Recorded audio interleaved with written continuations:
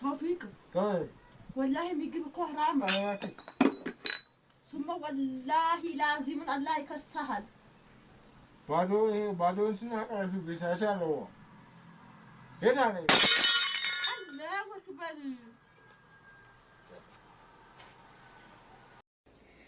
አሰላሙ አለይኩም ረህመቱላሂ ወበረካቱ። የዘምዘም ዩቲዩብ ተከታታዮች ውድ ጓደኞች እንዴት ናችሁ? ሁሉ ሰላም ነው፣ ሁሉ መልካም ነው። እንግዲህ ዛሬ የመጣሁት በነ ሮዝ ምክንያት ነው። ውድ ቤተሰብ እንግዲህ ሰብስክራይብ፣ ላይክ፣ ሼር ማድረጋችሁን አትርሱ። ለሁሉም አድርሱልኝ። እንግዲህ ባለቤት ተብዬው ምግቧን አቅርባ ቡናን አቅርባ መቼም ምግብ ሲቀርብ ውሃ እንደሚቀርብ ታውቃላችሁ። መጀመሪያ ምግብ ከቀረበ ውሃ ነው የሚቀርበው። ውሃን በጆካዋ አርጋ ውሃዋን አቅርባ ምግቡን በልቶ እየጠገበ ልቡ የሞላ ጊዜ ልቡ ሲገለበጥ አያችሁት አይደል? ምግቡን እንዴት ገልብጦ እንደጣለው። ይሄን ምንድን ነው የምትሉት? ጥጋብ ነው? ያለማወቅ ነው? ቲቢት ነው? ምንድን ነው? እሺ እቃውንም አንስቶ ጆጉን ከሰከሰ ሰበረ።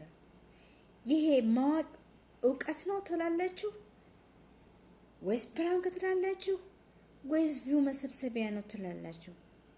እኔ ይሄንን አልደግፈውም። ውድ ቤተሰብ ምንድን ነው እናንተ የምትሉት? እስኪ በኮሜንት አስቀምጡልኝ።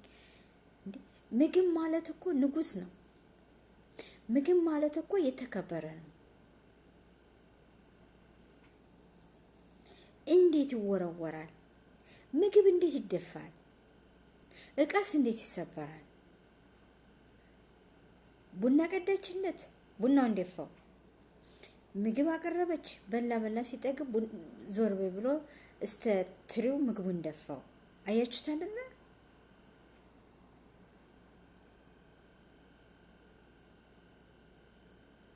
እና ምን ትላላችሁ? በጣም ያሳዝናል። እንደ አይነት ፕራንክ ወይም እንደ አይነት ፎሎ መሰብሰብ ምግብ እየተደፋ የተቀረበ ምግብ እየተደፋ እየተወረወረ የእቃ እየተሰበረ እንደ አይነት አላቅም። ሆሆ እኛ እናቴ ኑሮ ውድነት ይዞናል።